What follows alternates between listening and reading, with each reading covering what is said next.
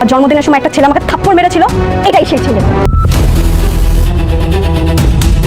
আপনি যা ইচ্ছা আপনি তাই করতে পারেন, রাস্তার ফকির হয়ে গেলেও আমি আমার স্বামীর সম্মান নষ্ট হতে দেব না। স্বামী তাই না? আমি তোকে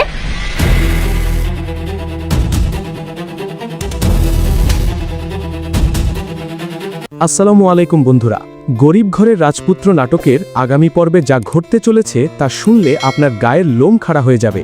অনেক কি তবে সত্যিই নীলার বাবার পায়ে ধরে মাফ চাইবে, নাকি মাঝ রাস্তায় দাঁড়িয়ে সবার সামনে নীলার হাতের চর খেয়ে নিজের কোটি টাকার ব্যবসা বাঁচাবে? আর এই সব কিছুর পেছনে থাকা রহস্যময় ব্যক্তিটি কে, রাতুল নাকি মেঘলা?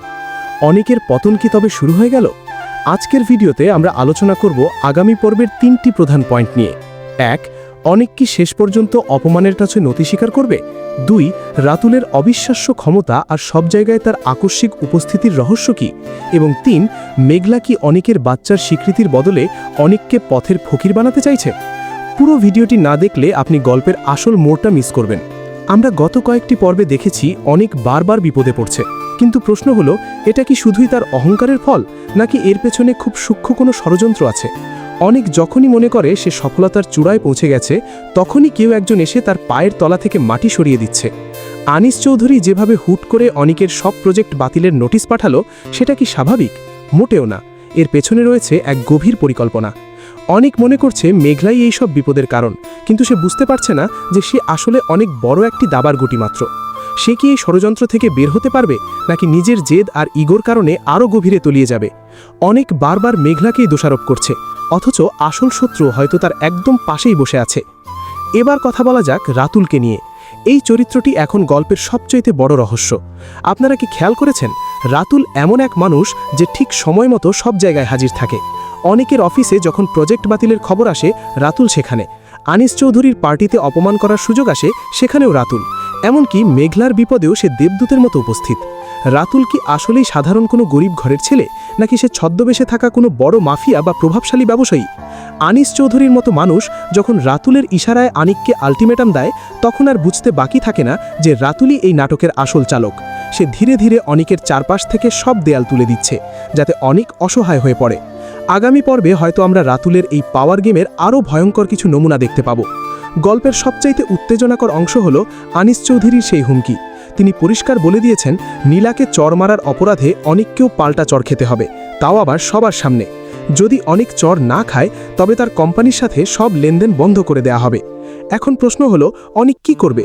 অনেক যেই পরিমাণ জেদি, তার পক্ষে এই অপমান সহ্য করা অসম্ভব, কিন্তু অন্যদিকে তার সারা জীবনের পরিশ্রমের এই ব্যবসা। আগামী পর্বে হয়তো আমরা দেখব এক চরম মানসিক যুদ্ধ। অনেক কি শেষ মুহূর্তে এসে মেঘলার কাছে সাহায্য চাইবে, নাকি নীলার চর খেয়ে মাথা নিচু করে বিদায় নেবে? এই দৃশ্যটি হবে গল্পের টার্নিং পয়েন্ট। যদি অনেক চর খেয়ে নেয়, তবে সে মানসিকভাবে ভেঙে পড়বে, আর যদি না খায়, তবে সে আর্থিকভাবে নিঃস্ব হয়ে যাবে। যেটাই ঘটুক, অনেকের দম্ভ এবার চূর্ণ হতে বাধ্য। অনেকেই ভাবছেন মেঘলা কেন অনেকের সাথে এত কঠোর আচরণ করছে। দেখুন, একজন মা যখন তার সন্তানের পরিচয় নিয়ে অবহেলিত হয়, তখন তার আর হারানোর কিছু থাকে না। অনেক যখন মেঘলার বাচ্চার পরিচয়ের স্বীকৃতি দিতে অস্বীকার করল এবং তাকে নোংরা অপবাদ দিয়ে বাড়ি থেকে বের করে দিল, তখনই মেঘলা সিদ্ধান্ত নিয়েছিল সে আর দুর্বল হবে না।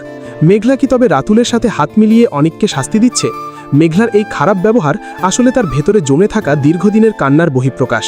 অনেক এখনও মেঘলাকে ভুল বুঝছে এবং ভাবছে মেঘলার টাকার লোভে এসব করছে, কিন্তু আসল সত্য হলো, মেঘলা অনেককে বোঝাতে চায় যে সম্মান হারানো কতটা কষ্টের।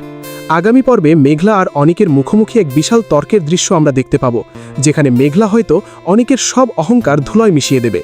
বন্ধুরা, গরিব ঘরের রাজপুত্র নাটকের আগামী 25তম পর্বটি হবে টান টান উত্তেজনায় ভরপুর। রাতুলের আসল পরিচয় কি ফাঁস হবে? অনেক কি চড় খাবে? এই সব প্রশ্নের উত্তর জানতে আমাদের চোখ রাখতে হবে প্রাঙ্ক কিং এন্টারটেইনমেন্টের চ্যানেলে। সাধারণত প্রতি শুক্র বা শনিবার দুপুর 12টার মধ্যে নতুন পর্ব আপলোড করা হয়, তবে মাঝে মাঝে এডিটিংয়ের কারণে সময় কিছুটা পরিবর্তন হতে পারে।